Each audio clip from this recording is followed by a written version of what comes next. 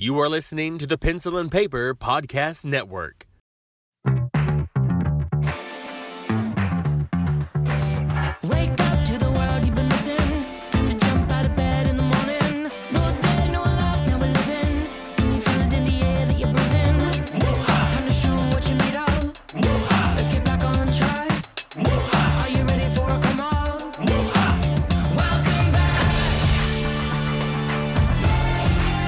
Welcome back. Welcome back. Are you ready now? You're lifting off the ground. Welcome back. No coming down. Can you feel it all around? Welcome back. Hello and welcome back to Super Mega Crash Beyond. I am your host, Stephen White. With me, as always, is my co-host, Lacey Findley. Happy Monday. How's everyone doing today? Feeling all right. We're getting through the coldness, right? We're starting to Starting to warm up a little bit. get through it all. Yeah. So, I don't know. I think I heard that like Groundhog never saw the shadow, right? Like back when it happened. So Yeah. supposedly we should be like heading into good times here very soon. Sure, maybe. Maybe. I don't you know. Believe If you in all believe that. yeah. I don't know. I feel like all the seasons have shifted that now I'm expecting winter to hit in like January and then drag on till May.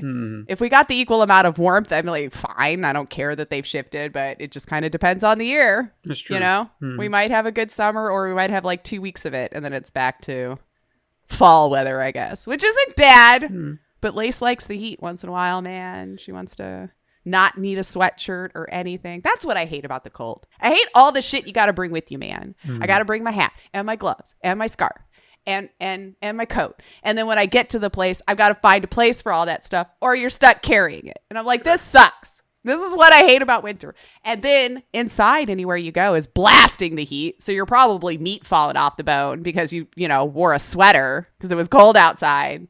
But now inside's 90 degrees, like it's just, we can't figure it out, man. I personally have a love-hate with that hot and cold because I 100% agree with what you say. However, there's nothing more comforting than just being curled up under a nice warm blanket when it's chilly outside and you just want to stay in bed and just stay in your little cocoon. And, Sure. Well, I get chilly a lot. So maybe that's why I'm like, well, I'm ready to move on to the heat because I'm always in a blanket curled up ready. I feel like we're cold here more than we're hot. Yeah. But when it does get hot, it means it. It'll still get to like triple digits and humidity of like 90% or something where you're like, moving through outside. Like you just feel like you've gained 50 pounds by just trying to get to your car. Like, and that'll last like a week and then we'll be back to like cold or something. It's no wonder we're all sick all the time. It's like, make up your mind, man. yeah.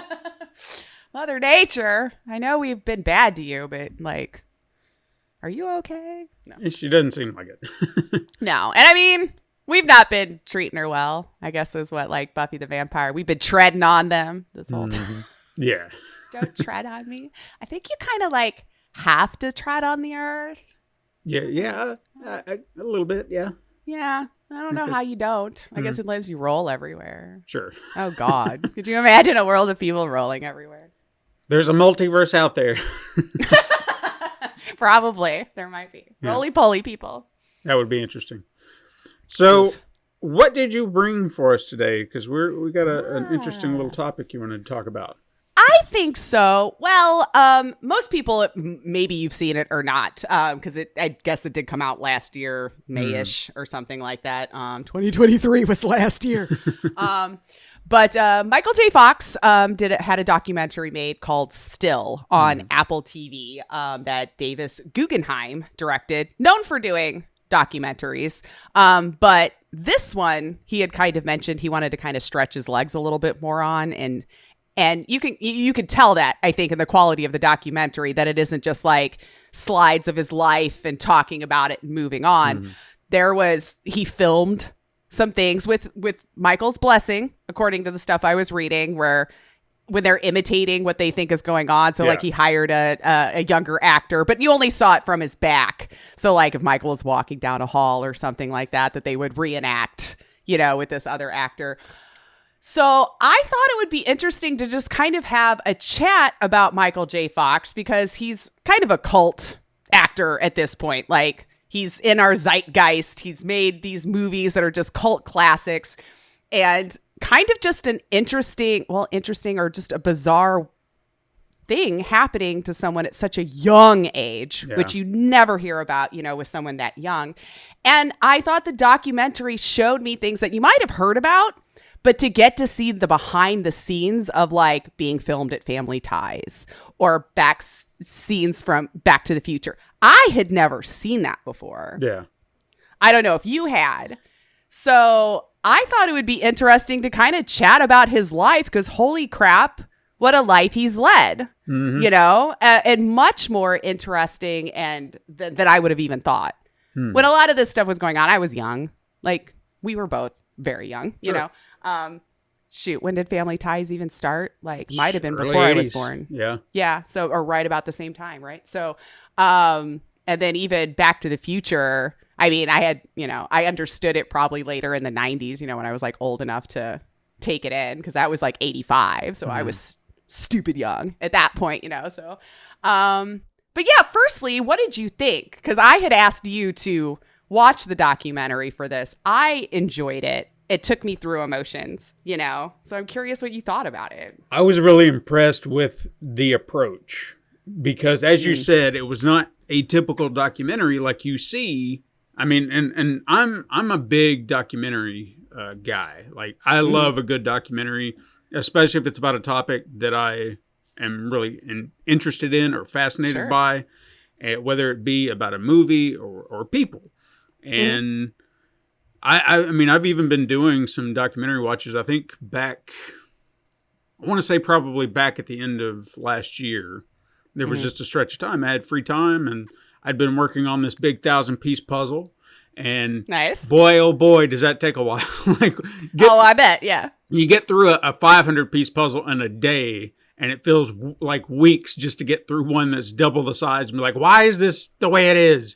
And you're just struggling. Yeah. I mean, after 1,000 pieces, I guess a lot of them, they just have to be the same shape at some point, right? Like, yeah. And you're just looking, saying, they all look the same to me. Yep. But during that time, I found some documentaries on Max that were just these long stretch documentaries, probably like 8 episodes or something about like the history of TV sitcoms or the history of late night television and things. And fun. Yeah, just fascinating stuff. There was even like a long form documentary about The Simpsons that went from its earliest conception to where it is now. And so much stuff that I didn't even know. Oh my God. So 40 years of a show almost, like that's got to be an interesting watch. Oh, I should look into that. I never really watched The Simpsons, but I can appreciate what it's done. Like, you know what I mean? One of the most fascinating details I think I found out of that was why they are yellow. Because when I guess the show was conceived, or the concept of the characters were conceived, is Matt Groening just sketched out the family based on his own family. And he was like, here are your characters, a little black and white sketch, go do, whatever you want with it, and we'll work from that. And when it came time to give them color, they were trying to figure out, okay, well, what would work here? And there was I think she's a French artist who was the one who came up with the entire color scheme, from the pink house to the yellow skin, the blue hair, all that. She was the one. And there were stories, throughout. It's like, no, Matt had this plan from the start. And she even pulled out like an issue of Playboy with an interview with Matt Groening where he quotes, she is the one responsible for the yellow. Good for him. And I was like, good, yeah. Yeah.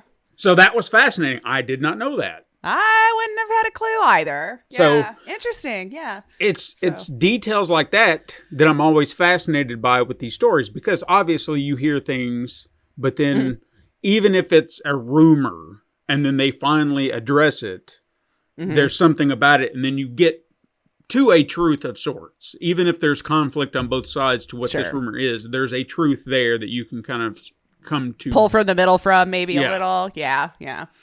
So with this, I was very curious, like, what am I going to learn about Michael J. Fox in this?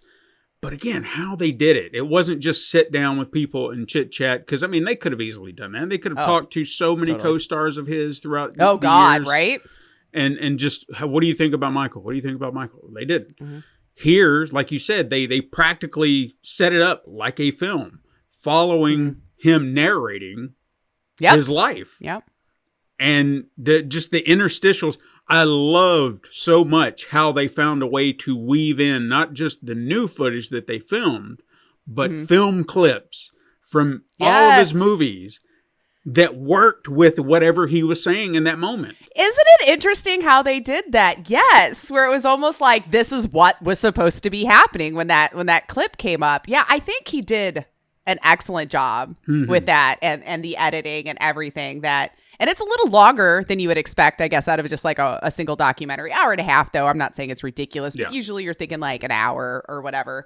But yeah, well, I guess I could just start from the beginning here because just listening to how he got into show business almost makes me want to punch him. Like, was it really that easy for you? You know what I mean? Like, it always makes you wonder if I was just born 20 years earlier, if I could have made it, you know, because it's like you always hear, it seems like, well, Harrison Ford, I just happened to walk by someone one day, you know, and you're just like, what the, you know, like I tried for 20 years, spent all this money, you know, but yeah, just talking about very small dude, you know, always, he's like, I was just always a small guy, still a small guy, never going to be a big guy. So bullied and stuffed in lockers and all that stuff you would expect in Canada, you know, and he decided he wanted to be an actor and dad's like, all right. And they took him out. And he goes on an audition and gets it. And I'm like, I hate you. Really? Like the first couple of auditions you go on, you just book, you know? I mean, I hadn't heard of those other shows, to be fair. I had to go back and look.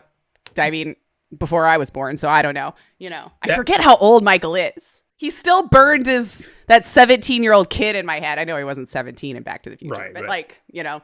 No, but that was actually one of the things that probably fascinated me early on in the documentary was I know he had probably been acting prior to Family Ties because literally Family Ties is almost like the crux of when I know his career because it was in that moment, Teen Wolf, Back to the Future, and then just from there on, I knew him.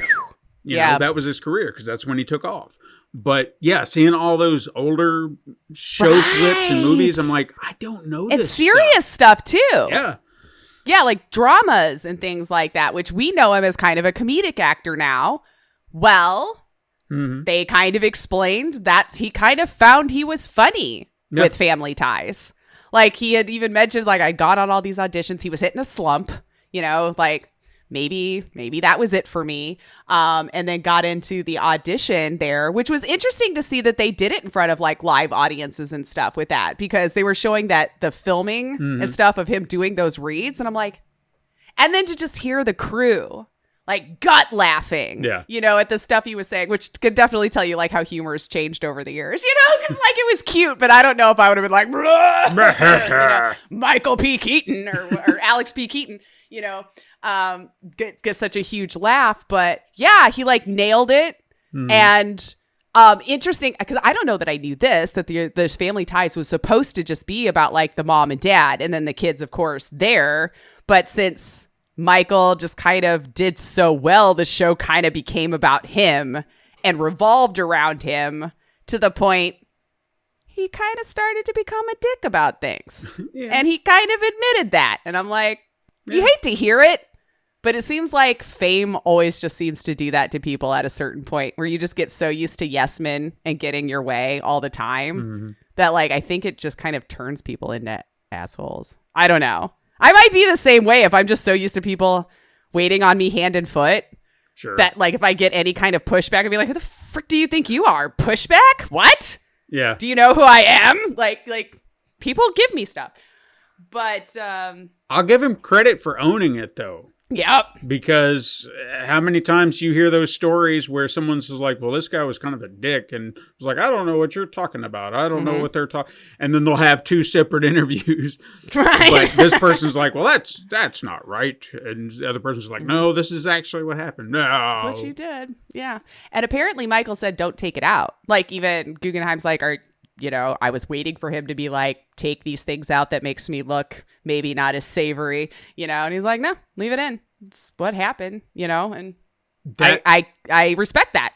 Yeah, I absolutely respect that too, because there was another thing that I noticed they could have easily done to make this, and I don't want to make it sound bad, but I know human beings are horrible because I want to talk about this too, is they don't try to make it more digestible in the sense that anytime he was having a flare up or having a moment, they would let you sit with it as he's sitting there shaking or having a moment like he's trying to push through, and it's uncomfortable.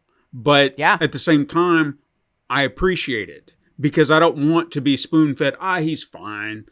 He just has little moments here and there. No, let's see it. And he's going through it. Yeah. I think that's why I held off. And I think you and I were kind of talking about that a little bit. Like, because I had flirted with playing that documentary for a while, but a piece of me was like, is it just going to make me sad? Am I going to be so sad because, this is just how you remember him. And do you want to leave it like that as your memory? But I don't know. One day I finally was just like, you know what? I want to dive into it. And you're right. It wasn't easy to watch a lot of it. And he does let you see behind the curtain quite a bit of his day to day and what he has to go through now with having Parkinson's. And this is considered mild or something like that. So it hasn't even, I guess, the whatever the degrees are, the furthest that it's been. Because I wanted to look that up to see like what level that was, where he was at. So it was interesting. And I hope you guys don't think I was saying interesting in that way, but like to find out that it could be that bad in a middle zone. Mm-hmm. Like, wow, I can't imagine what one would have to go through then if it's progressed even further. I think him keeping himself in shape like that's probably been helping a lot. Sure. But it's, but you don't know. Yeah. And so like to get to see it that way is very eye-opening, and I do appreciate it. And it does kind of make me feel a little bit better, just in the sense that he's been trying to keep such high spirits, and to see that he's still just fighting. He's like, I'm just going to keep fighting. I'm still exercising. I'm still going out there. Yeah, I'm getting hurt a lot because I'm Michael and I like to go fast and I can't slow my ass down to save my life, even if I wanted to, even though I should be right now. Yeah. I think those were the moments that was the hardest to wrap your brain around, just like how much physical healing you're going to have to do from the falling or running into stuff or things like that. That, my God, the amount of surgeries that he's had to go through and everything. It's just, and to be that still upbeat about it. Maybe it's an error for the camera. I don't know. But it seems like when they were talking to some other people, like he's just trying to be himself that happens to also be dealing with this thing. His family's not coddling him or anything like that. Like they're giving it back to him just as good as he could take it, And just that's how you should. Just like, don't make them always feel like they're just this person with a disease. Like you're just this person who happens to be dealing with this disease. And I liked that. I liked hearing that his family was still rallying around. His wife was still there. That, it was nice. I don't know. No, I think there was a very specific scene where they were all, it was like him, two of his kids and his wife were in the kitchen and they were joking about the Parkinson. Like how bad of a texter he was. Yeah. I think that's what it was. Like you never text back or. And I love that too, because that's him having a sense of humor about it. It's like, I understand what it is. Family's just going to rib me on it and I'm going to rib back. And we make light of it because, what are you supposed to do? Like you said, don't live in misery the rest of your life. Just find a way to make it a positive in some light. And I know some people don't have that mindset in them, but I appreciate, I feel like I would do the same thing. I don't know, if I'm honest. I feel like I would probably have a very low, so did he though. I guess that's just the human nature. Like you'd have this really low point. Oh, woe is me. Why is this me? Probably coming from him, like, disease, do you know who I am? And to be 29 to hear that has to be like just devistating. Sure. Like I could imagine, because you're like, wait. No, you got the results wrong. I'm 29. What did you find? Because it's usually like much older people that it starts in. So I wonder, how if it like ran in his family or something, because it just, Maybe I should look that up, how common that actually is to be not even 30. I did start questioning that too, because that was my biggest question. There was a moment where it's like my brain was trying to take in some information that I heard, and then I was trying to process. So I had to pause it and kind of talk myself through it, because I'm like you. I don't really know that much about Parkinson's. I know the base idea of what it does to you, but the deeper things that it does, the causes, the reasons, I don't know. So I did start to wonder. It's like, was there somebody else in his family? Does it run in the family? Is it genetic? And if it's not, then what could he have done in his life that may have exacerbated the symptoms to make it happen at a younger age? And I think there was even a point where he was walking with one of the therapists, and it was down a hallway, and she's like, slow down, make sure to slow down. And that was another thing I was trying to process, was like, does his body not realize how fast it's going? Like, does he not process how that's working? And because I know it's kind of nerves and brain and just shit's functioning all on different cylinders. So I started to question that. And they were even talking about how he took dopamine pills to bring it down. And that was fascinating too. Well, you know what? I had looked into it after the fact, and a lot of it with Parkinson's is a dopamine deficiency. And come to find out, dopamine is a lot of what helps you just move and control your body. And so the part of the brain that, produces that stops producing it. Oh, okay. Yeah, because I was wondering that too. So, it stops producing it, and then you start not being able to control it. And I didn't realize that dopamine was so connected to your function, like how you move and how the ability for you to control it. So then when I found that out and him taking those pills, I was like, oh, okay.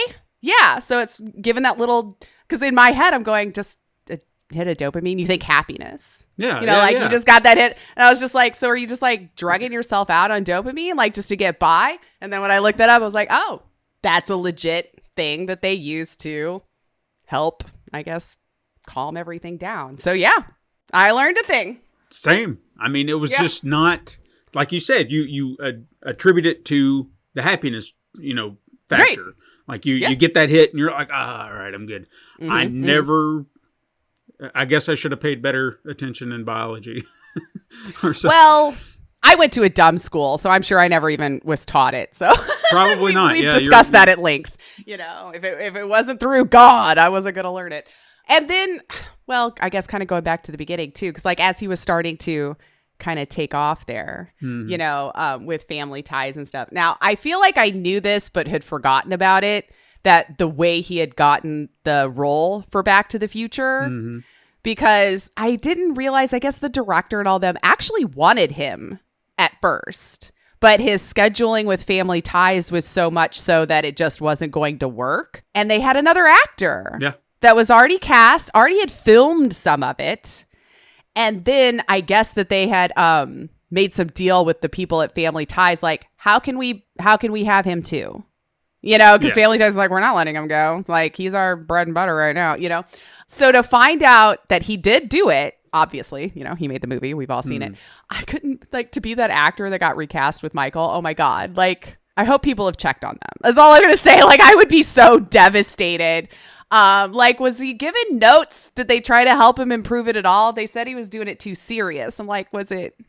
Yeah. And I don't know if you recognize the actor or not, or if you even know who it was, but he went out on to do good things. It was Eric Stoltz. I should have looked him up. Okay. I guarantee if you see his face, you'll be like, oh yeah, I do know that guy. I mean, he did his most popular, or at least there's another movie we need to talk about on the show, because I'd love to talk about this movie, is Mask. Not the Jim Carrey one, The Mask, but Mask. Yeah. I know this guy. Mm-hmm. Well, they showed a little blip in the documentary of the original actor, you know, when they were at the diner and leaned forward, and it didn't click with me. I guess 40 years ago. I guess maybe it didn't click with me. Like, people change. Unfortunately, when you get older, you look different. But Mask, you're right. Yeah. You're right. Gosh. Yeah. Wow, that's one I hadn't thought of or seen in forever, too. I wonder if that's a hard one to find. Yeah, that's a good question. I didn't think about that. So, yeah. We'll put a pin in that one because I'd love to talk about that one. But that would be an interesting one, yeah. But then just that grueling schedule, like that he was getting picked up at like 9 a.m. to be on Family Ties from 9:30 to 6.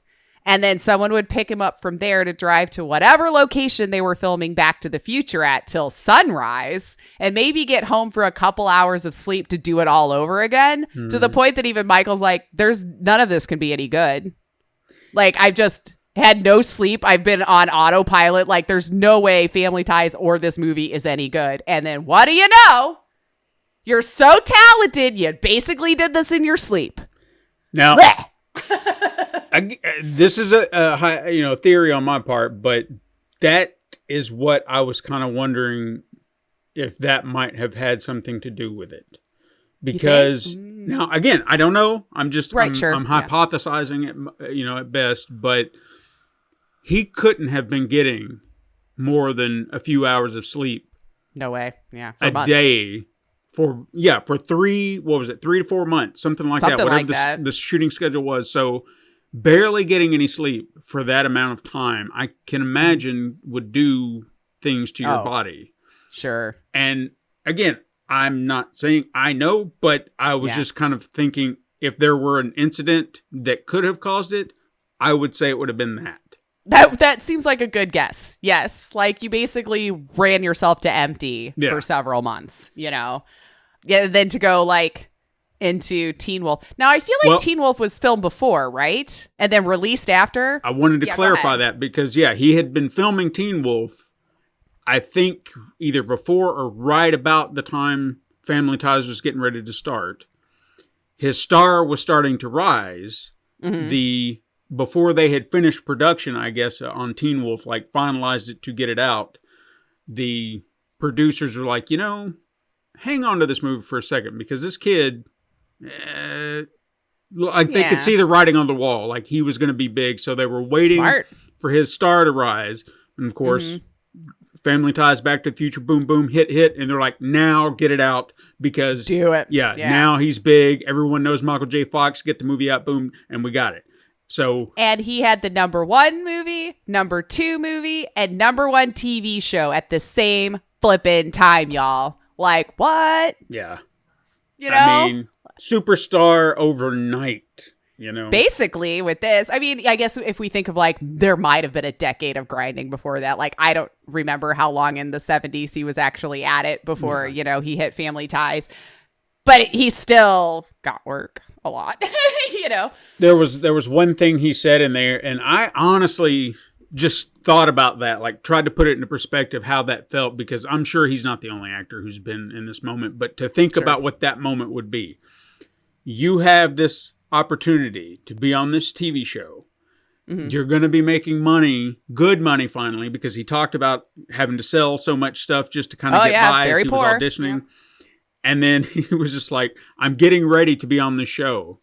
And yet I'm sitting in this diner and I only have money for like a basic meal or, anything like that. And it's just like to be in that moment to, well, next week now I might have, be able to go eat at the finest restaurant in town. But today I'm just, can I just lick a bone, please? Right. Just get do you have any marrow left over somewhere? Just, Yeah, that was just like, God damn, how you would feel in that moment, just a little longer. It's a whiplash because it's like in a short period of time, really. Yeah. And then this blew my mind to find out that a producer or casting director did not want him for the role of Alex Keaton. I was just like, oh my God, your show would have been done. Could you imagine? Yeah. It makes you wonder who would have gone in there. Because, I to bring that up, I didn't realize that either, that the director's like, no.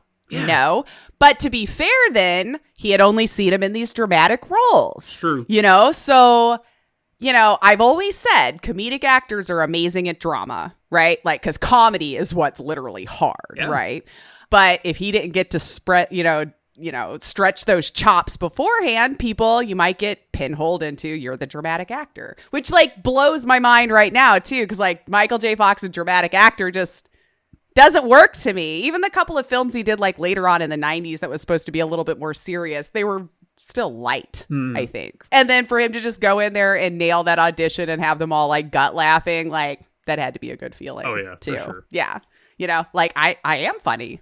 He probably didn't even realize he had good comedic timing, probably was never really given that opportunity yet, you know, which again, you know, comedy's so different now, you know, but there was one role that he did that I'm surprised I didn't bring up because I thought it would have been a great way to, granted they didn't do like a 1-to-1 comparison of his condition or anything like that, but there was an episode or two.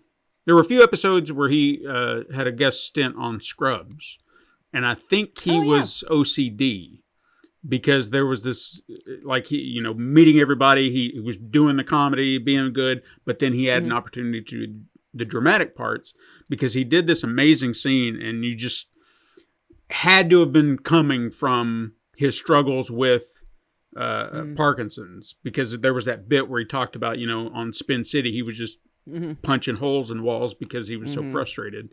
And it was just, the guy, like I said, it was OCD, and he's sitting there washing his hands, and he had to keep washing them, and he just was trying to stop. And someone even asked, or someone came up to him to try and talk, and he's like, I can't, this is my life. I cannot stop because this is what I have to do. And there was a moment where he just lost it and just screamed, just smashing, took a breath. Yeah. And you just felt it, you know, because to be in that mindset, like, I can't even imagine. Like, I feel like I've got OCD tendencies, but not like that. No, like, it doesn't like rule my life where I can't leave the house unless I've knocked 3 times or just something, you know, to that effect. Like, no, I've never had anything really hold me that hard, I guess, to that point, you know. Just very good overall, well-rounded actor who thought, you know. And like, I don't remember hear him say anything about any training, which is another thing, you know. Like, I don't. I mean, I would imagine there were still like classes and things people were taking in the 70s and the 80s for that kind of stuff, but to just fall. And then if he did, they just didn't mention it. Yeah. Like, I don't recall them ever saying he, you know, tried any classes to do connections or anything like that. But yeah, it was just kind of fascinating to see how that overnight, you know, for that success, and then to see like the other stuff that he had kind of done along the way. And I mean, by the time we all found out, I didn't realize that he was holding that for like 7 years also. Nothing that I would have ever thought about, you know, until now that they've drawn attention to it. But like, I remembered watching some Spin City, didn't really take into account like that he was always fumbling with something with his left hand, or always made sure he had something to be able to do with that, because it was already getting to the point where he couldn't get that left arm to just stop. Because they open the documentary now, mind you, with him discovering something's weird with his pinky. It was like he had some bender overnight drinking with like Woody Harrelson or something like that they were talking about. And he wakes up the next morning and he sees his pinky just doing its own thing. And he's like, this doesn't look like my finger. It doesn't even feel like my hand, but I know it is. And this thing's happening. So it seemed like it attacked that left side first. Yeah. Did all of these little tricks to be able to hide it, where he's just always made sure he had some busy work to do. But with his character, it's just like, you kind of made sense, because he was always kind of like a high strung, more like, well, most of his roles were that way. Even he said, he was like, what does still mean to you? Before Parkinson's, he's like, I don't know. I wasn't still. Yeah. You know, he's like, I was a little guy. And he's like, and if you look at almost all of his films, he is running or doing all this stuff, you know, like he was just on the go. So he's like, yeah, I don't know. And he runs I never fast. settled. Yeah, like I didn't settle. Like, so, I mean, it was well done. Like, I would have had no clue. I would have just thought it was a character trait, you know, that this guy just needs to futz with stuff, you know. And I appreciated the hell that they showed us those moments, because like you said, I never would have thought. And it's funny because it reminds me, and I'm almost curious, I know he didn't say it, but if he almost kind of lifted the idea in some way from Gary Berghoff from MASH. I don't know if you know this, but his left hand is, I feel like it's deformed or something. And I can't remember exactly what's wrong with it, but it, you know, just doesn't look normal. Right. And he didn't want that to be seen in the TV show. So if you pay attention, he's always got something in that hand. always. Oh, So you no. never get to see it. There's maybe like one time that you maybe get to see it like really quick, but he's always got it hidden or holding something with it, so you never see it. And unless you're looking for it, Sure. you're not going to think about it. So same Which with none that. of us were at the time. Yeah, he didn't say anything. Yeah, same with that. I never noticed, but then you see it, they point it out, and you see just little things where he's squeezing something or fiddling with something and just keeping it busy. And it's like, wow. And see, I think that was what fascinated me the most about this documentary. I know we had touched on a little bit when we first started talking about it today, but like the behind the scenes stuff that were like real footage from like behind the scenes filming Family Ties or Spin City or even some Back to the Future. Like, I don't remember ever seeing those behind the scenes before. Or maybe they've been out there and I can't say I've ever been like obsessed with Michael J. Fox. I had to consume everything he's ever done, but I had never seen those moments. And then to even show him kind of getting an attitude when he came back to Family Ties, because I had forgotten about this, that he had left it for a little bit, then came back to the show. And that's when it was kind of, well, the fame had hit, right? Yeah. By that point. And he kind of felt probably a little bit, he was too big for all of this. And so you could see him filming a scene that he was, I guess, struggling a little bit with those lines. And it was just the attitude of like, can you just start it over? Like, can we just, and then when you see the earlier stuff where he's just, taking the notes and doing all this, you could see that attitude shift, and he's like, I was getting to be kind of a dick. And what kind of brought him back down to it now was his wife was cast. Well, she was cast first and then they got married a few years after that or whatever. His girlfriend that was cast in Family Ties, he said, I was just going to make some joke about her breath smelling like garlic and this is going to be funny or whatever. And so he says it to her and she just looks him dead in the eyes after they're done. She's like, that was mean. You're an effing asshole. Yeah. And he said he just remembered being taken aback. It's like, people don't talk to me that way. And she didn't care.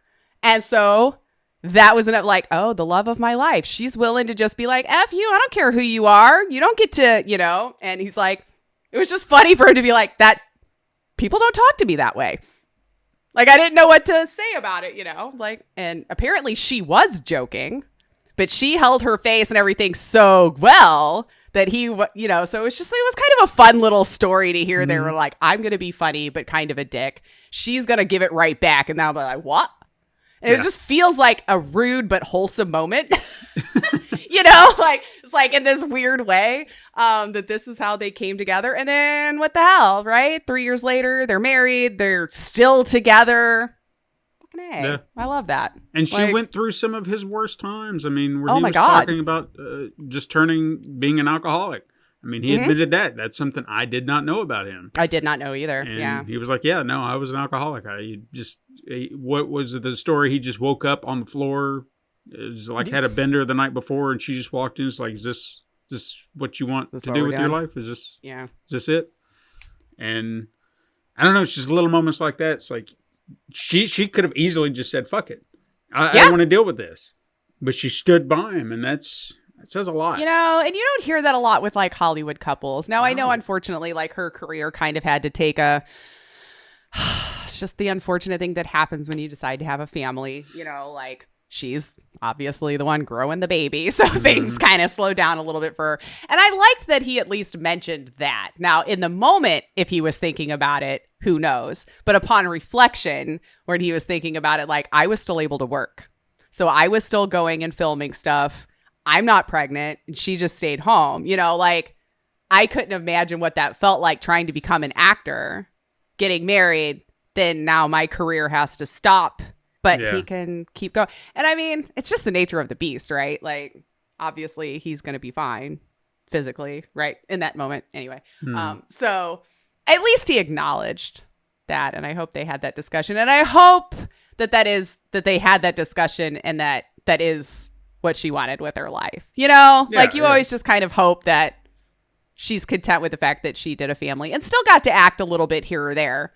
But who knows? Maybe her goal wasn't to be all rich and famous. She just wanted to be a steady actor, which is what I wanted to be. I'm like, I don't think I'd be good at fame.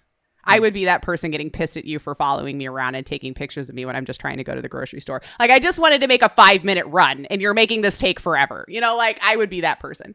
I just wanted to get enough to pay bills and I'd be doing something I love. That's it. You know, maybe that's what she wanted. Maybe. Yeah. And if so, good job. Cool. Your kids seem fun. I don't know.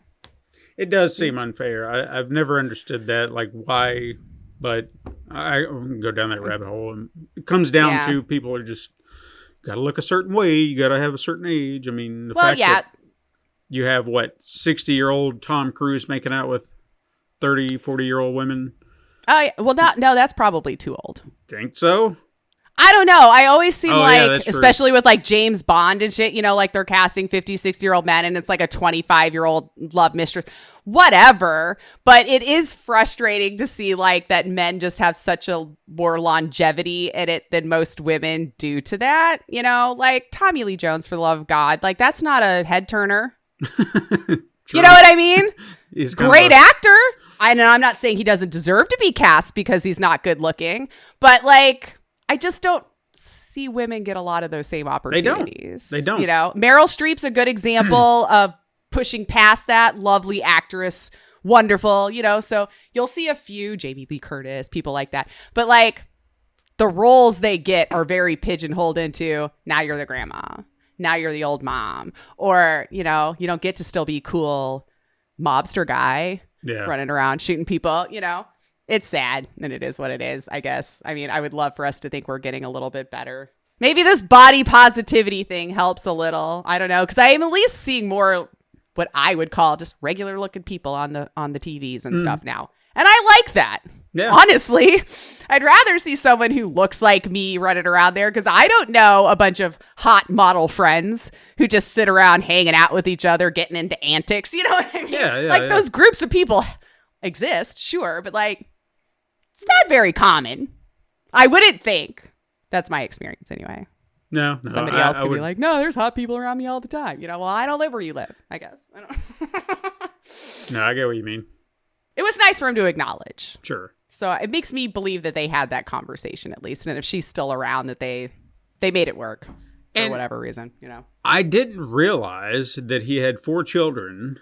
And that was another thing that kind of just stuck with me. I was like trying to do the math on it, and he never really acknowledged it either. But if you knew you had this disability when you were having children, wouldn't that kind of like, for me, I feel like that would dissuade me from having any more. I would be scared that I'd be passing that along as well, because it is very genetic. The way it was making it sound like it's definitely not, of course, all the time, but for the most part, you could probably find it in your family somewhere that it came down the pike, you know. When was his first kid born, though? That's what I was trying to think, because I feel like he might have had 1 or, well, I guess 3, because I forgot that the middle are twins. Might have had those 3 before, because they met in late 80s, right? Yeah. And he said they got married 3 years after they met. So he was 25 when he filmed Back to the Future. Mm-hmm. So it might have been about the same time, because they said she got pregnant a few months after they got married. Okay. So it would had to have been fairly close together, I feel. That's true. Because I mean, even when you look at them in the documentary, they don't seem like any of them are beyond 30. You know, oh, no. Well, one was 2001 was the last one was born. So they're at least in their 20s. Yeah. So I feel like that last one he already knew, you know, and was going through it probably. Possibly. 'Cause that's what, 2001, and he knew. He said 29, so I'm putting that math at like 89, 90 when he got the news. Yeah. So, yeah. And then we didn't know until almost 2000, because he held it under his hat for like 7 or 8 years. Yeah. I just feel like that's that is applause to him for being a good dad and just continuing on with it. But I can't imagine, like, for me personally, if I knew I could deteriorate to where he's at now, and you're married and maybe you don't have kids, but you do know that this is coming, I would be terrified to have a kid and then have to take care of that kid, not knowing what my condition is going to be. You know what I mean? Even if you're married and you got someone to back you up, what. That's a lot to put on her, though, too. Exactly. So there's just. Yeah. I'm not trying to judge his decisions. Those Sure. are his decisions. No, I get what you're saying. Everybody seems happy about it. But for me, I would be terrified to have kids with that thought of the diagnosis. If I didn't know beforehand, that's different. But Yeah, what can knowing you do? and still having Well, most kids, people don't know until they're probably like 60 or 70, right? Yeah. So, like, yeah, it would make sense that you would have already had kids and moved on by the time that diagnosis came along. And a part of me, too, as a kid, I don't know, I'd be like, damn, I would be a little bit worried if, especially since he was so young. Yeah. That's just the piece that I still can't wrap my brain around. Like, how so young, I'd have to look up who was the youngest ever, because I feel like that's got to be close, right? You think so? And that's honestly why I theorized the whole working himself to death for 3 months. And that's just a theory on my part. I have no proof, but yeah, but I feel like a lot of actors have probably ran themselves like that for a very long time too. Like, I keep waiting to hear that Christian Bale is going to have some serious disorder with his body because he'd starve himself. Sure he doesn't? And then he'd bulk back up and then starve himself again, go back very character actor, that guy. Yeah. I applaud him for it, but no, that's a lot of trauma on a body. Yeah. Like, I can't imagine his metabolism is worth a damn anymore. Yeah. And like, I mean, I don't know. I don't know either. The last time I've seen him, he might not be doing those superhero stuff anymore, but like he got sickly underweight. Oh God, yeah. The machinist. Like, even like, yeah. People were like Jesus. on set even going, I mean, that was... we could have CGI'd in some stuff. Like, we're not that bad yet, like... That was anymore. Commitment, by God. I mean, from what I hear, it was just like he was drinking coffee and a can of tuna fish every day, and that's it. Yeah, about it, yeah. And it's like, Jesus Christ, man. I don't know that I could do that. Like, I don't eat a lot. I'm pretty much like a once a day, maybe twice a day eater. I just eat whenever I feel hungry, whatever, so it's not that often. But like, it's more than tuna and coffee when I eat. Yeah. Like, I'm sitting down, I'm having a protein and some veggies and maybe a starch, so like I'm having my meal, but that's probably all I'll have. But I can't imagine going that long, working that hard. Like, you had to just be tired all the time. Yeah. Like, I can't imagine you'd have any energy. You wouldn't think so. I don't know. No. I mean, it's just shit people do. But yeah. But I mean, that could be. I mean, I don't know enough about it. You've even said like just a theory, but who knows? Like, maybe being overly tired does deplete that dopamine. And if he just bad genes, maybe, I don't know. Like, some people just unfortunately get the short straw, Yeah, I mean, like, I don't want to say that event specifically is the thing. It just could have been a factor that made it happen faster, so or quick, something like that. Yeah. So again, it's just a theory. I don't know. Seemed like he was doing a lot at that same time. Yeah.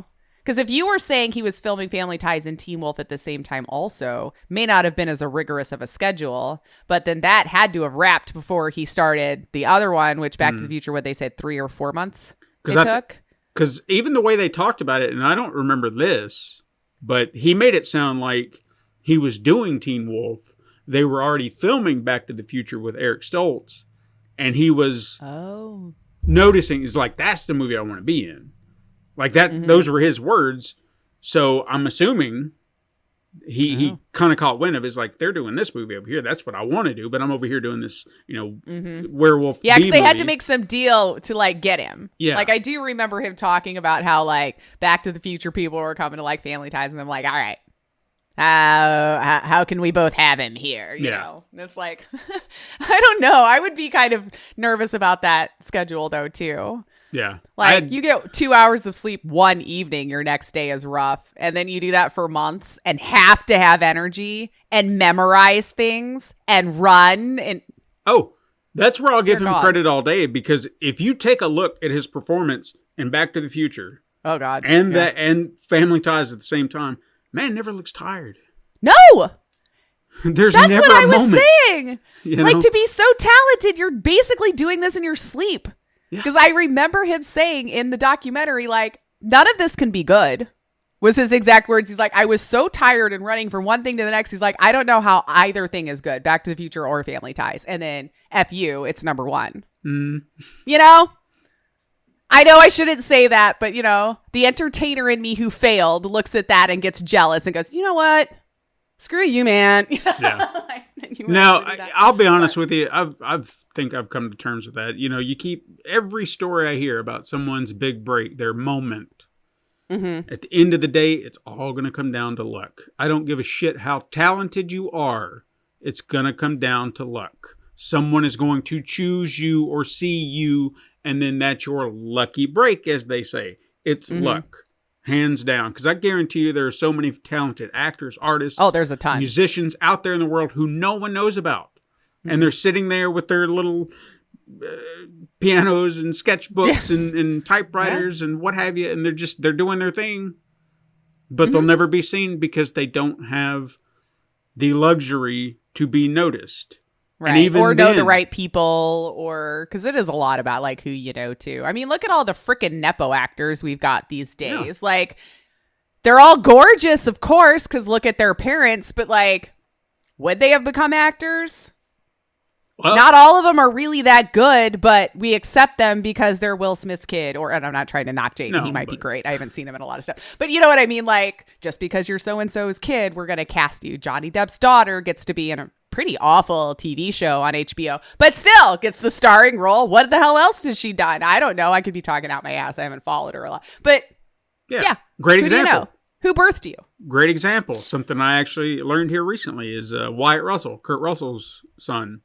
Him and Goldie Hawn's son. He was doing the rounds when Godzilla, or the Monarch show, I guess, was on Apple.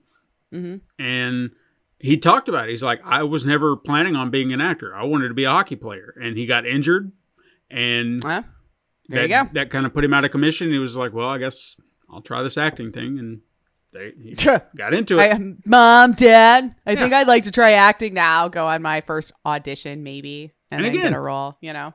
He's a great actor. I like him. But like you said, he had the opportunity. That's not what he wanted. Yeah. But when... Yeah, doesn't that make you even more pissed? Yeah. It's like, you didn't even want it, man. And life just said, well, what other options do you have, hockey player? Yeah. You know, what other options could you possibly do with your life? Yeah. Even, I didn't know this. Just like off tangent. Did you know that was Arnold Schwarzenegger's kid in V? Gen V? When I looked it up and saw it, I was like, holy shit. And then I tried seeing his face, you know, like, hardly. Yeah, it would have never clicked had I not read it that was him, or saw his name finally and went, wait a minute. Yeah. What? I don't even know that it clicked with me. Like, I know he had kids, but like, I don't know. Yeah. So it was another where I'm like, man, look at you, you know, and he's fine. I mean, maybe he'll do other stuff and I'll be like, oh, there it is, you know, because this show, you know, it's good, but I don't know how good you have to be. I say that because superhero stuff, like, you can cheese a lot of it and it'll still be amazing. Yeah, I don't know. I just found it kind of a fascinating peek into his life. I got really happy getting to see all those behind the scenes stuff of just him filming and being candid. I mean, you just see Christopher Lloyd just kind of like hanging out, doing a thing too, you know, like, my God, like, I kind of wish we could have like a little get together with them all. Because Michael does still, well, I guess he hasn't really in a while. I know he had been doing like some appearances and stuff afterwards. And usually for comedic sake, of course. And his Parkinson's would be the butt of the joke. Right. Like, well, they even showed the scene from Curb Your Enthusiasm. Yeah. Where he's like talking to him, you know, and he hands him a Diet Coke and he opens the Diet Coke and it just spares everywhere. And he's like, were you shaking that up on purpose? And he's like, Parkinson's, man. I don't, you know. And it was just like the fact that he's willing for that to just be the butt of the joke should tell you a lot about how he's trying to take it in stride, you know. And I give him a lot of credit for that too, because there are just some people in this world who would turn it into woe is me. Yeah. Easy to do. He's just like, fuck it. I'm not going to let it tear me down or ruin my life. And I'm going to keep moving. And the irony, keep moving. Right. In a documentary called Still. Well, I think that was probably the little entendre there for that. It's like, still, I've never been still. Good on him. I'm really happy about it. And then, of course, to get to see like just how much effort they do put in to keep him fit and everything, you know. And it's good to see that he's still working out. Yeah, he's got the means to have a trainer and stuff, it looks like, with him all the time to help with like walking and getting all that again. But I mean, shoot, even that sense of humor when he was going outside. Yeah. And of course, he started to go a little too fast, and fell. And it was as like this woman was passing on the sidewalk and she came over. She's like, "Are you okay?" And he goes, "No, I'm fine. You just swept me off my feet," And it's just like, he's trying to like, don't get mad. This is going to happen. I'm just going to fall and I'm going to break stuff and we're going to get through it, Part of you kept wanting to be like, stop going so fast. But I don't know. But it seemed like when he was reminded, he would straighten himself back up and get it. So it probably is one of those things where you're kind of stubborn and you can do it. And so you're like, I could just push through this thing anyway, knowing you probably can't. But there's still that part in your brain that's like, no, I look how good I'm doing right now. And then you just get too fast. Yeah. Seemed like a lot of his would be like, you just got to stop to recenter. But instead he's like, F you, I'm going to keep going. I'll figure it out on the way. It's like, don't break your face again, man. Like, There was one other thing I really wanted to talk about. And I know they didn't address it here, but it's just something I want to address in general that always pissed me off. And I still don't think that this documentary would change certain people's minds. Mm-hmm. And it were the assholes who would get on the internet and say that he was putting on a show or that he was, oh Jesus Christ, yeah, just exaggerating his movements and everything. And how dare you? Like, you don't know a goddamn thing about this disease. That's exactly it. So you don't know what it's doing to him. Therefore, you don't know what he can and can't control. So to even suggest that he is putting on a front, that he's just moving uncontrollably just to be like, look, I've got Parkinson's. Fuck you. Right? What? Yeah. Some people just always have to be looking for that negative thing. It is kind of fascinating to me how you have that group of people, like no matter how good a thing could be, they're still going to find that one thing to try to tear it apart. Well, they didn't do da-da-da-da, or it should have been like this. Like they can never just let somebody enjoy a thing or do the thing. Yeah, fuck you. Like, yeah, I've never you understood can tell that. I don't know. At least, look, I don't know people with it, or at least that advanced. You know what I mean? I don't know. I don't see it. I don't see him trying to act this thing out. I don't know. And especially when you see all the people around him and stuff, why would you fake all that? I guess, I don't know. Like, you'd be spending all that money on a physical trainer, just for a documentary? Like, I don't see it. I don't see it. But I mean, even the way his body movements were, like when I was watching the documentary, and anytime they would cut to him and you just see him struggling through it. Like when he took the pill, he said, waiting for the bus, and it was trying to describe it. And then you just saw how it kind of mellowed down a little bit.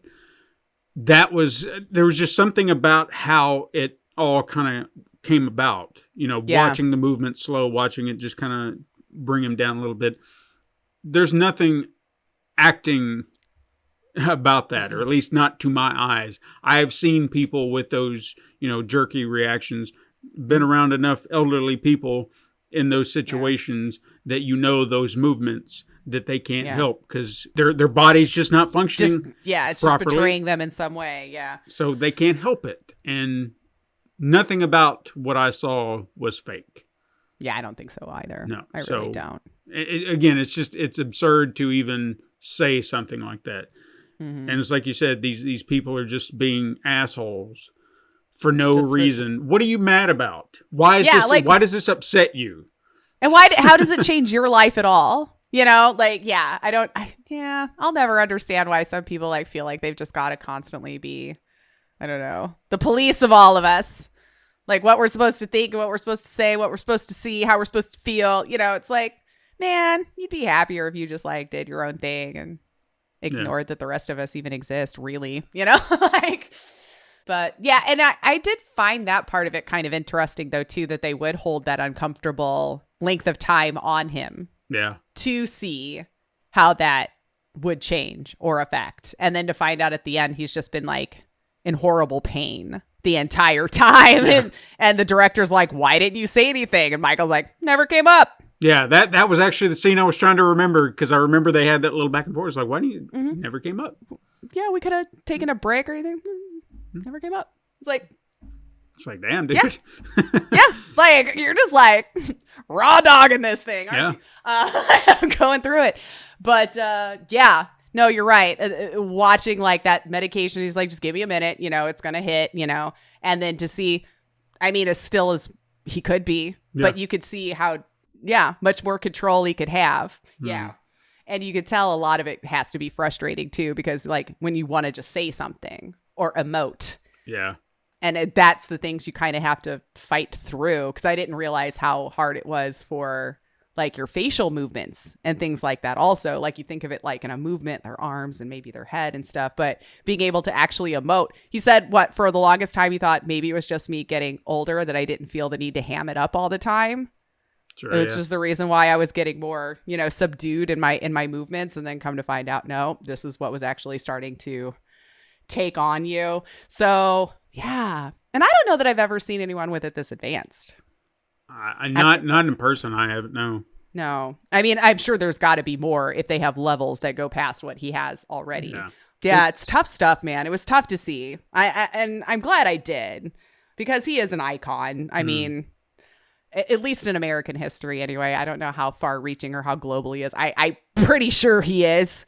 Those movies tend to still make it overseas and become like classics in that way. But yeah, I don't know. I found the whole thing just very interesting. I thought it a very fascinating look into his life. Happy he got to be the one to tell it. Yeah, absolutely. In the way he wanted to tell it. Yeah, I don't know. I recommend it. I mean, even if you've liked him a little bit and was curious, I feel like it was told really well. And I feel like they were respectful around the whole topic, and then took it a step further by showing us all that extra stuff behind the scenes, even filming some like reenactments with Michael's blessing, like to make it a little bit more fleshed out of a movie, kind of. Yeah. And I mean, it's not easy to watch it sometimes, depending on like how much you really liked the guy, especially too. It probably like hurt a little bit more, like you really looked up to him. I say that as a joke, but I think he would approve. Yeah, of the joke. Yeah, like look up to you. Yeah, sure. Yeah, he's one of those actors that I feel like was one of the first that in my memory I knew as a child. Like he was that guy. Oh, he's that guy in Teen Wolf. Oh, he's that guy in Back to the Future. Oh, he's that guy in Family Ties. Because at 5. That's really when a lot of my memories are really starting to form, probably as far back as I can remember at best. And that's even being generous. I honestly that far. Yeah. Seriously, when I look back at my past, I honestly feel like my years blend, because I'll think like, what year did I get my first Nintendo? And I feel like it's earlier than it was. Yeah. But then when I contextualize, I'm like, well, it can't be, because...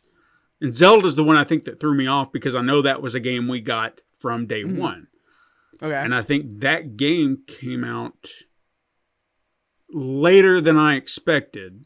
So then when I contextualize when we got it, I'm like, well, it has to be here, because it can't be earlier than that, because the game wasn't out yet. And then I go into this... like, cycle of like... what do I know? Yeah. Who am I? Yeah. So with this... I feel like he was that one actor, without a doubt, 100%. I knew by name, by face, and I kind of looked up to the guy. I thought he was cool, because he's this cool guy, and he's doing I can remember thinking stuff. He was kind of cute as a kid, too, because, he was in all the teen magazines for a very long time. Like, if there was a magazine his face could be on, he was on it. Like, all in that same time, Yeah. I never had like a crush or anything on him, but I could see like, he's kind of cute. Yeah. I mean, no offense, he was small for me. I would have never. I know everybody can hate on me, whatever you want. These small kings are still lovely, and there's lots of people out there. But like it's to me, if I feel like I'm babysitting, I can't do it. That's me. I'm sorry. I get it. I have like, I guess I feel like I've leaned toward shorter women in my lifetime. But I won't say that a taller woman wouldn't fascinate me. You know? Like, I hate to use her as an example, but it's the only tall woman I can think of right off the top of my head. Rebecca from Ted Lasso. Oh, yeah. Oh, boy. Ooh. Oh boy. Yeah, climbing her would be all right, I think. Yeah. Wow. She's definitely a good looking woman for sure. Yeah, and holds the height well. And I would be like, you can be taller than me all day long. I don't care. Is that where we're supposed to say you could step on me? Is that what it is? If you're into that kink. Yeah. I'm not sure I totally understand. I could be saying something that I have no idea, honestly. And they're like, she has no idea. She's talking about blah, blah, blah. You're right. I'm legitimately thinking y'all are just getting stepped on by these big ass women. All right. This is and that could be all it is. I don't know. Yeah. I just remember it from Resident Evil. Yeah. Whatever that's what I heard it a lot. Kink is. I don't get it, but again, I don't know. Everybody do your own thing. If everybody's consenting and you're having fun, go for it. I don't give a shit. It could be something we're missing out on and just not know it, but we're just not understanding it well enough to try. Well, I remember enjoying my back getting stepped on a little bit to pop it. Like, that's the best I can relate to. And then now I'm like, that was a really bad idea. Don't do it again. We could have been hurting ourselves super bad. We didn't know what we're doing, stepping on each other's spine, for crying out loud. Yeah. Could have broken some. Maybe that's how my back got broke. Who knows? I lost that little bone off the back. But yeah. Yeah. The documentary did mean a lot. Seeing him, it did break my heart a little for him because, again, he's been there all of my life. My whole life he's been around. Yeah. And I wish that one day we hear that his foundation has found a cure or an advancement to either slow it down, improve it. Doesn't have to be a fix right now, but just something. Yeah. You know, because he has dedicated at least 2 decades with this foundation, raised billions of dollars from what I can tell. So, and just to not have, I mean, I'm sure there have been strides. I'm sure that there have been advancements, but I feel like we don't get to hear the little advancements that are probably making some people, like, he is probably in a good position now because of the advancements. Sure. You know? So he might not be as bad off as he could be because of the work that they put in, but still it's not there yet. And I just don't understand. I wish we could get there, you know, with a lot of these diseases. I wish we could get there, and the science is there. Damn it. I know it's there. They're definitely getting there with a lot of things. Like, it's kind of a really cool time to be alive, getting to watch all of these things come about. And especially just imagining, like, 100 years ago, diarrhea was a death sentence, or a little bit longer, you know, and then now, you know, we're 3D printing hearts. Like, it's kind of, science is really cool. Like, I know we're in a weird time with science or whatever, but, like, it's pretty awesome to think about, like, that we can just make an organ. Like, I know we're not totally to the point where we're just, like, swapping people's hearts out all willy-nilly and it's fine, but, like, we're testing that stuff, and it's like a real thing, you know, that we're able to do with just this tissue and these cells, and it's just crazy to me. Like, we're being God right now. Yeah. We're probably growing humans in dishes. Like, it's just, I don't know if that's probably a line for people to decide whether that's ethical or not. But, like, the fact we can, I don't trust humans with that much power. I know there's somebody who's going to take it for nefarious reasons. And then our Congress is going to be 2000. So they're not going to understand how to regulate anything. But, like, I think it's cool to watch, though. And I would hope he gets to benefit from it. I mean, you know, he's still young, but the disease may not allow that long. I don't know if we've watched it from this early on, you know, so I don't know. And they did make it sound like, especially when they showed that clip from Barbara Walters, like, it almost made it sound like he was going to be dead in, like, a few years because it's like life-threatening disease. And I understand it can be, but the way you say that, and you contextualize it at his age, you're just like, so how long does he have? And then it's still been, 20 plus years? If my math is right, and he found out around 89, 90, because he said he was 29, and I'm just going off the fact that I knew he was 25 when he was filming Back to the Future. So, okay, so and it released in 85. Yeah. So I guess I was contextualizing it from the interview, because that happened around Spin City, and I feel like that was a 90s show, like kind of it was early 90s. When did it first come late out? 90s? Because I know it was during the run of that show where it got to the point where he couldn't hide it anymore, and I think finally 96 to 2002. Okay, so yeah, somewhere in there, that's when he let. So again, 20 years from the time he outed himself. She says that, but he's already been living with it for 10 years at least. Right, but we probably knew for 3. You know, like, yeah. So it was weird how she laid it out like that, because again, I understand it can be, but to use that in context and he looks fine. Right, you yeah. know, just like, I don't know. It feels like it fearmongers the idea that we're going to lose him very soon. And we've been lucky and fortunate to have him around still for 20 plus years. Right. And again, as much as I'm glad that they stayed focused on him, there is a part of me that would kind of want to hear from the cast. People around him. The people that especially like from Family Ties days. Because, I mean, I don't want to hear people talking shit about him. No. But I feel like that would have been the era to... Because you got to probably, well, you did. You saw him go into fame. Like you were working with him as a no-name actor who was getting some work, but you know he wasn't this phenomenon yet or anything. From what should have been like humble beginnings into super, like just to watch that from the outside had to be kind of fascinating to see also. And then the director probably taking all sorts of credit because he's like, I didn't even want to cast you. Yeah, but look what I did. You know? Yeah. And I guess they would probably be the ones I would want to hear from the most, because we see, like I've seen tons of pictures from cons, appearances, whatever, where you see the Back to the Future cast together. So you see him and Christopher Lloyd and then Leah Thompson. And so you know that they're getting along. You know that they all seem great. But yeah, I'm kind of curious about his Family Ties actors because I never hear them talk about him. And they might have been the ones that got the brunt of his dickheadedness, too, honestly. At the same time, do you think that they would still be holding a grudge after all this time? And maybe... No, that I don't know. People grow and change, and they could have, had many of lunches since then and hashed things out. Who knows? And he may not have been rude to them. He might have just been difficult enough on set that the rest of them were like, Jesus Christ, can we just get through this scene right now? Like it wasn't directed at anyone, Yeah. I don't know. I would really hate to think that because the fact that he admitted to his behavior, sure enough, he had to have apologized if he was rude to them. You know what I mean? I would hope so. You acknowledge it. So. You're going to be like, hey, I'm sorry. I didn't mean to, fame got the better of me, whatever. I don't know. I feel like that's a part of his career that we don't hear about very often, but you're hear about Back to the Future. You hear about all these other shows. I mean...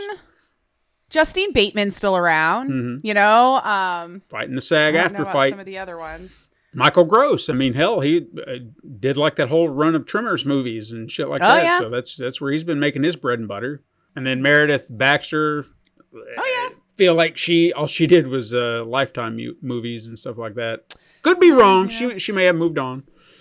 But one thing I did. And I think would have slipped by me 100% because who knew her? Courtney Cox on 19 episodes. I was like, I had to go back and look. And then when I saw the scenes, I'm like, oh my God. Because it's one of those things where you're seeing the people before they're famous. That's right. And then when you're going back and watching some stuff, you're like, huh.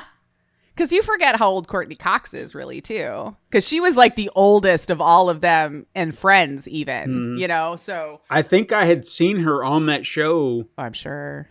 Before...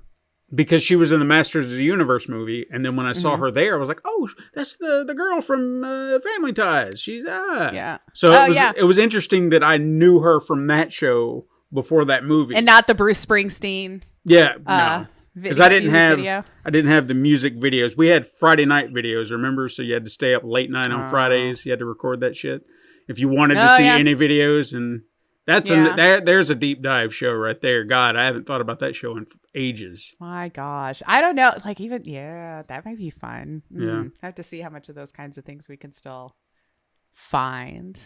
in whole pieces, Mm-hmm. you know, not just like parsed out. But yeah, I'm like looking at these actors, like they should be around, still doing lots of stuff. Should Yeah. be. Like I said, I feel like Justine Bateman, I don't know if she works in front of the camera as much anymore. I know she gets a lot of hate on Twitter because she is aging gracefully. You know, she isn't doing the... Well, and she's speaking out about how she's not wanting to do it, which I think is where people are like, are you judging those who do it? She's like, no, I mean, I kind of feel like it's an epidemic.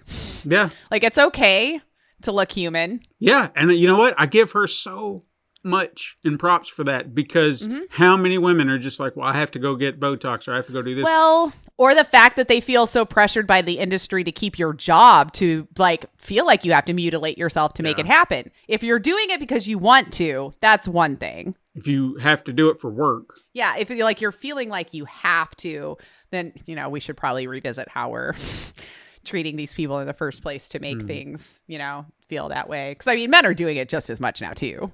You know, Have to be. People just aren't looking older anymore. No. And I'm like, it just doesn't look natural. But I don't know. I find her beautiful. I don't know. I guess I don't see what people are seeing when they think we're just getting uglier with age. Maybe because I'm closer to those ages, I see it and I see it as beautiful. You know, like now I can't find 20-year-olds hot anymore because they just look so young to me. I can appreciate good looking ones or whatever, and I can understand why kids are like all about it. But I'm like, he looks like a kid to me. Yeah. Okay. Now you give me someone in their 40s and 50s, I'm like, now there's a man, you know, or 60s, you know. I'm so glad you said that because I've noticed that too. I feel like I find people attractive who are around my age. Those are the people I find most attractive. And then, the younger, despite it being creepy, you know, it can be creepy. To a degree, yeah. But yeah, Leo, we love you, baby. But maybe it's time to go 26. Like I can say like this. If I know that there's an actress out there who is younger, who could be my kid, I can acknowledge she is beautiful, attractive, sure, yeah. But that's where the line is with me. I just say like, yeah, she's a good looking woman. I'm done. You know, there's I beyond that I can't do it. But an older, like I said, Hannah Waddingham from Ted Lasso. Bam, I don't blame bam. you. Jesus. I don't blame you at all. Well, I mean, look at me for crying out loud. Bruce Campbell in a heartbeat. Give me a second. You know, my silver Bruce. Give him over. You know, and I know he's in his 60s. I don't care. You know. Still very handsome, and personality goes a long way too. Like it just makes you look like a better person. You could have a really ugly personality being super hot. And tear you down how much could I push through? Are you going to shut up the whole time? Because if you shut up the whole time, oh yeah, listen to me. But so many women that I have found gorgeous, and then their personalities are just garbage. Like it's off like a you still switch. have to deal with them. Yeah, I'm just like, no, I'm not tolerating this personality with that face. Right. That face is now not as attractive as I once thought it was. I'll just take a picture. Have a good life. See you later. I don't want to talk to you anymore. I agree, though. I like them more my age. I don't know, and I feel like that's probably supposed to be normal. I would hope so. I'm not knocking people if you're still going after people who are legal, but you know, I kind of agree. Where it's just like, there's just something about it in my view that there's something beautiful about the age. There's something beautiful and then discarding us older women again. Just because we're not young and taut and whatever, you know, it's like, but you know what? Neither are you, buddy. You know, like, I find that there's something very attractive in a body that is not perfect, or what is perceived as perfect. Right, what is perceived as perfect. Yeah. Okay, so you've got a stretch mark, you got a bruise, you got a scar. So you're alive. Yeah. Congratulations. I mean, Stuff Christ, happened. Yeah. I wish I could put that mindset for my own self, for how I look at other that women. acceptance of your own body over. Yeah. You know, sure. I look at a woman who doesn't have all the right curves or whatever, and it's just like, that is quote, super unquote, attractive, despite probably what so many other people would say. How many times I've heard that? I think if you talk to enough straight men, though, that they're a little bit more attracted to a little bit more cushion in there, you know, or at least the ones that I've met. I feel like they like the curves. They want to see. I the do. lady body, you know. They don't want to just see a stick. Now there's those who do like that, you know. They're like, I like them real thin, or I like them real fit, or you know.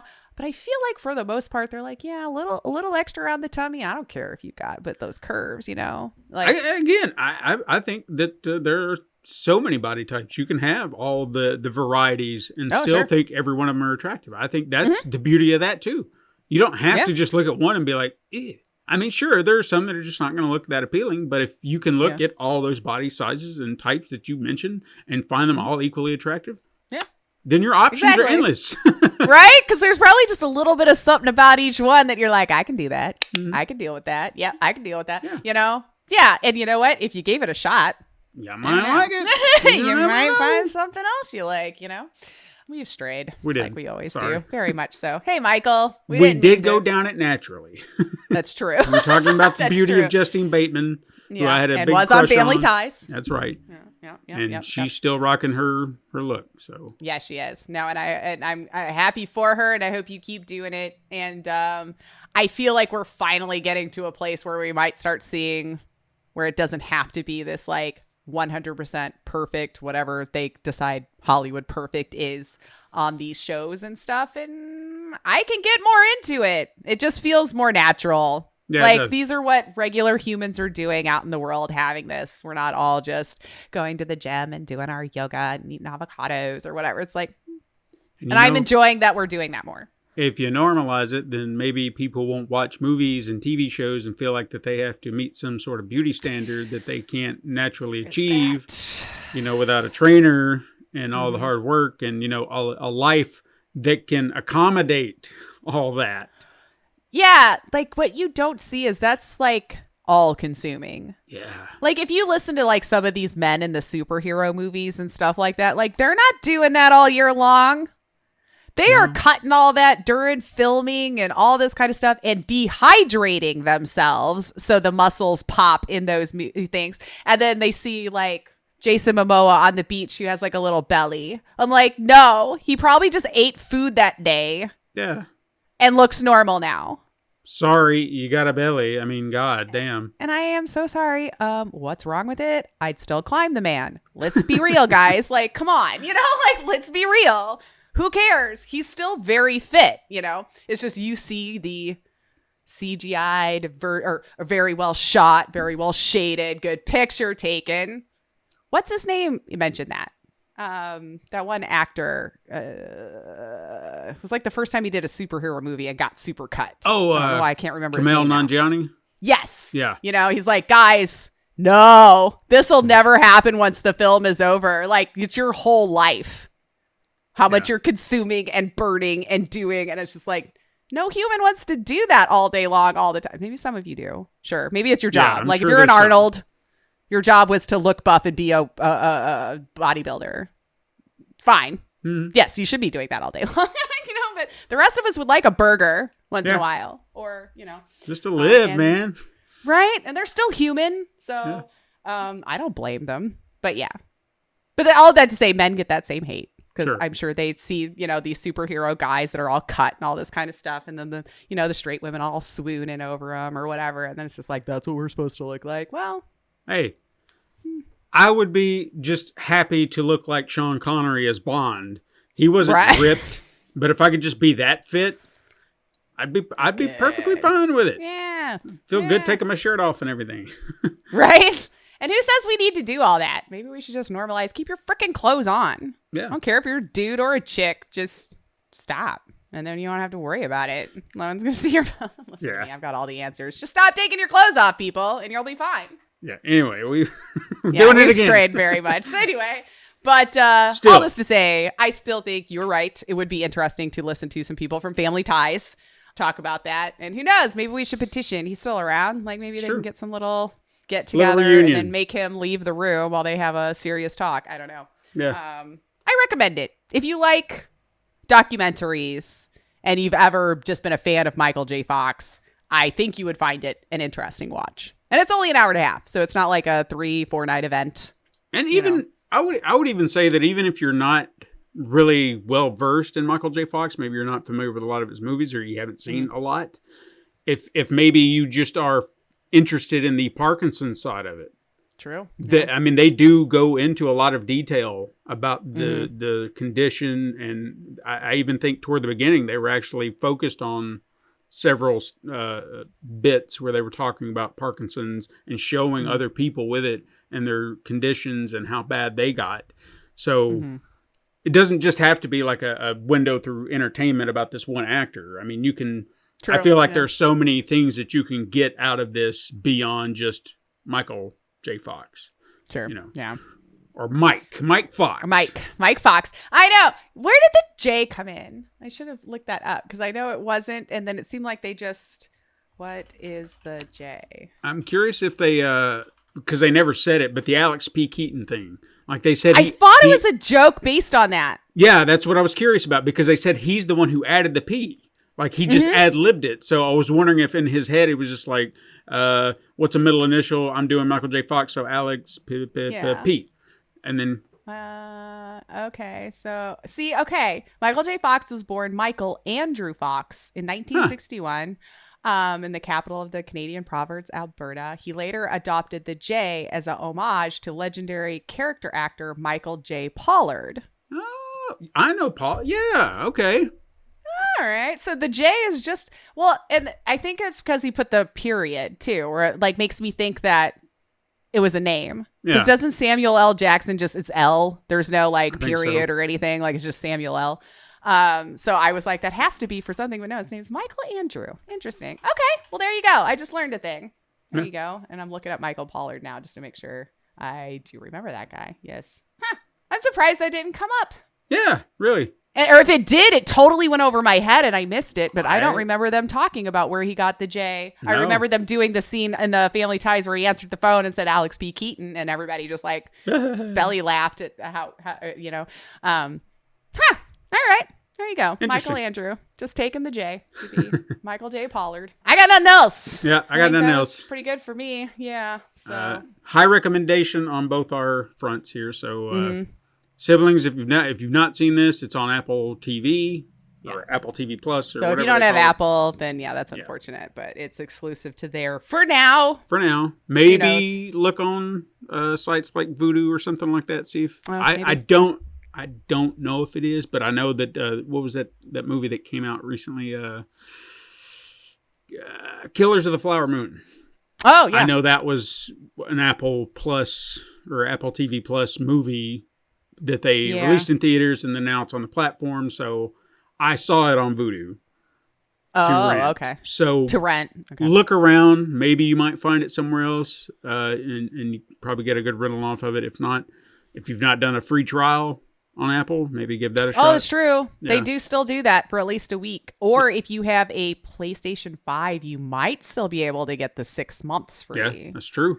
That's what I did, and then their programming was good and I just kept it. But 6 full months. Mm-hmm. It's a good deal. And there's quite a bit on there that we could recommend too that Absolutely. I know that we'd love to talk about here on this show because there's a lot of Apple shows I like. I'm surprised how much I'm watching it now. So so I'm hanging on to it until it kind of runs the well dry because like some of the shows I'm watching might be nearing its last season, so we'll have to see, but yeah, I kind of recommend Apple. Yeah, they had to put that Godzilla show on Apple. So now I can't get rid of it. Well, they got to keep pulling you back in somehow, But anyway, siblings, if you've seen the show, if you haven't seen the documentary or whatever, let us know on social media, whatever platform that you prefer to use, because we're everywhere. If you want to send us an email, if that works better for you, supermegacrashgmail.com. Patreon, if you want to throw in a few bucks, throw our way. If you want to leave us that 5-star review, that would be nice on whatever podcaster of choice you're using. I do want to mention this because I've seen a lot of emails here lately. Your podcast app of choice is starting to be narrowed down. There are a lot that are starting to go the way of the dodo. Yeah, that Rona boom, I guess, is dying off. Yeah, I don't know if it's... obviously, I don't think we're going to be losing any of our bigger ones like Spotify or Apple, but just be aware. I just heard Spotify was cutting down. Yeah. Like, I think Rogan's their only, like, exclusive one left, and his contract might be up this year. I don't know. I've heard that. But, I think, what did I get emails about? I know Stitcher just shut down. Radio Public is going down. I haven't heard of that one. Yeah, it's one of the smaller ones. Good Pods? Apple. Is that still okay? Well, Good Pod still seems to be going strong, which Okay. good for them. What was the other one? I think it's Google. I know that they were doing podcasts. They've phased out. Now that's all gone to you. It's complicated. Well, Spotify at least still does music. So, like, I don't know. I don't know how much it costs you to house all those things.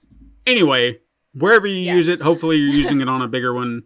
And you're still going I to guess like Apple, Google, Spotify, they got enough money to hang in there, I guess. We should be wherever you get a podcast. So if we're not on your favorite for some reason, let us know, and I'll fix that as quick as I can. Finally, keep up with all things pencilpaperproductions.com/supermegacrash. Links are in the show notes down below. Join us again next week, siblings. But until then, go beyond your limits.